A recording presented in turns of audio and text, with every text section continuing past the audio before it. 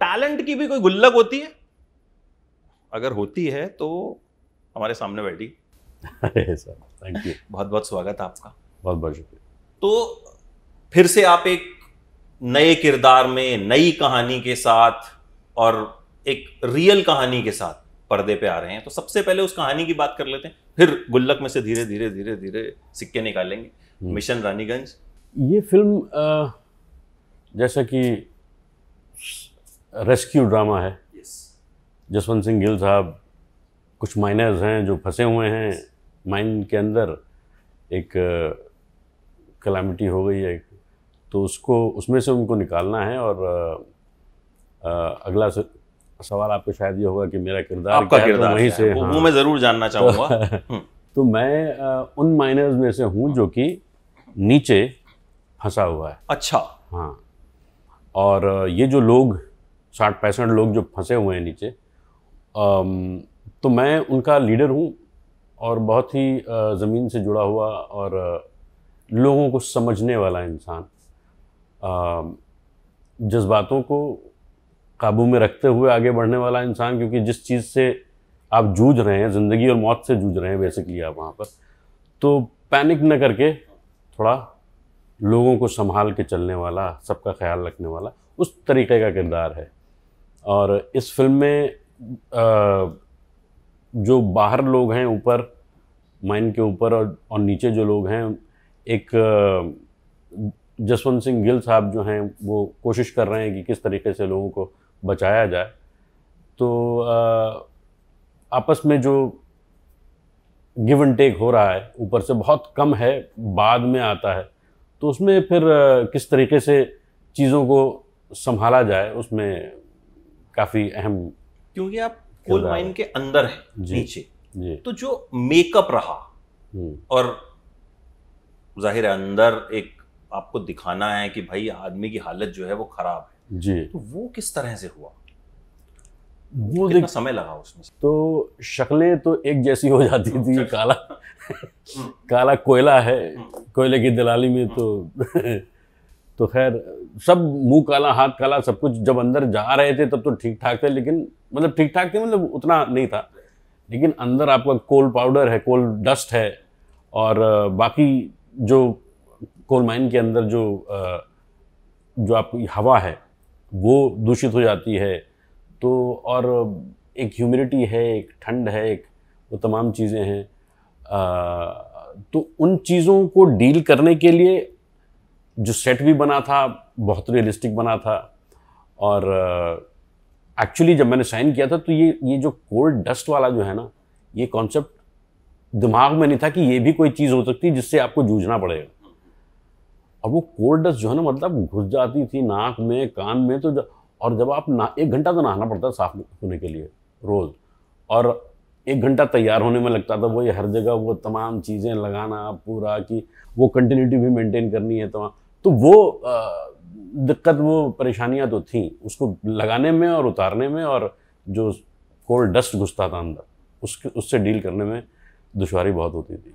अच्छा, एक सवाल ईमानदारी से बताइएगा जो मुझे तो खैर नहीं पता था जी। ये कहानी इस स्क्रिप्ट से पहले क्या आपने सुनी थी? नहीं, काला पत्थर देखी थी। हाँ, काला पत्थर तो खैर हाँ, हम सबने मतलब वो कोल माइंस वाली तो एक Bachchan sahab, we grown up watching Bachchan sahab, तो ये था कि यार मतलब बच्चन साहब काला पत्थर, तो ये हुआ कि कुछ मज़ेदार होगा।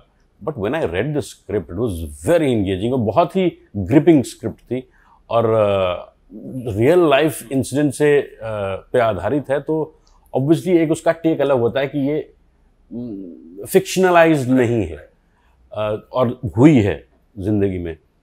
तो वो चीज़, और फिर उसके बाद जो थ्रिल क्रिएट होता है ना अंदर और बाहर, और जिस तरीके से किरदार एक दूसरे के लिए खड़े भी हो रहे हैं, एक दूसरे से मुखालफत में भी खड़े हो रहे हैं, और एक दूसरे का साथ देने के लिए कि भाई जान तो सबको बचानी है, सबकी प्यारी है जान, ऊपर परिवार है, सब कुछ है, और कैसे निकला जाए। तो वही एक जद्दोजहद, वो जो जंग है वो बहुत इंटरेस्टिंग था।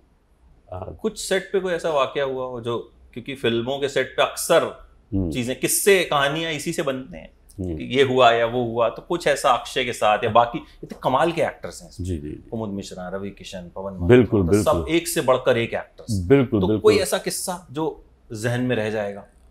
तो किस्सा मतलब देखिए, जो नीचे हम लोग जो थे उसमें रवि किशन, मैं, वरुण, रोहित, सुधीर पांडे साहब, ये हम लोगों का साथ रहता था। तो मैं आपको दो छोटे छोटे किस्से बताता हूँ। एक तो ये था कि जब हम नीचे उतर रहे थे रानीगंज के रियल कोल माइन में, जब उतर रहे थे तो वो जो कुआं होता है, जब लिफ्ट से जब जा रहे थे नीचे, तो सही मायने में हालत ख़राब हो गई थी मेरी, कि एकदम घुप अंधेरा, और जब आप नीचे जा रहे हैं तो एक अजीब सी महक भी थी, एक बदबू कह लीजिए, जो जैसे आप किसी खंडर में जाएं और उसमें चमगादड़ और वगैरह वैसी आती है ना, तो वो खौफनाक मंजर था। हालांकि जो कैप लैम्प थे वो ऑन थे, लेकिन वो लगता है ना कि आप लिटरली पाताल में उतर रहे हैं। तो वो बहुत ही भयानक था। और उसके अलावा पानी का जो मंजर था, जो पानी से जो लड़ रहे हैं, और एक कैरेक्टर के पाँव में चोट भी लग जाती है, कट जाता है, वो पानी के अंदर है। तो ये भी खौफ, डर रहता था कि यार कहीं कुछ लग ना जाए, क्योंकि दिख तो रहा नहीं। तो पानी से जो जंग थी वो बहुत इंटरेस्टिंग थी, और वो मुश्किल था मामला। और उसमें किस्सा ये था कि पानी वाला, कि हम लोग, पानी का बहाव आ रहा है और जय माता दी वो चल रहा है, जय माँ काली वगैरह चल रहा है, और वो लाइन आगे पीछे में ना बहुत सारे टेक हो रहे थे। तो हम लोग, मतलब ये डायरेक्टर साहब को तो मालूम नहीं होगा, हम लोग एक दूसरे को नीचे से, अबे क्या है वो सब चल रहा था। लेकिन ये कि अब वो जब टेक खत्म हो जाता था तब उसके बाद तो ये सब मस्तियां चलती थी। और रवि किशन के साथ मस्ती रहती थी। रवि का अपना एक अलग अंदाज है, वो जहाँ रहते हैं मस्ती करते रहते हैं। हाँ, तो कभी उनको छेड़ना कि भाई नेता बन गए हो, ये तो मतलब मजा रहता था, बहुत बहुत बहुत बहुत तफरी आती थी। Thank you so much Jameel भाई। लेकिन एक प्रॉमिस के साथ कि हम दोबारा मिलेंगे और बहुत सारे किस्से कहानियां आपकी जिंदगी से जुड़े भी बिल्कुल तफसील से जाने, क्योंकि आपने मुझे कहा कि किस्से कहानियां सुनाने के लिए वक्त चाहिए। आज वक्त थोड़ा कम है, लेकिन कभी ना कभी तो निकलेगा इंशाल्लाह। Thank you so much, best of luck for this film. बहुत अच्छी लग रही है, कहानी नई है, रियल कहानी है। तो आई होप कि लोग थिएटर में जाएंगे और रियल हीरो की फिल्म भी जो है जरूर देखेंगे। बेशक। Thank you so much. Thank you.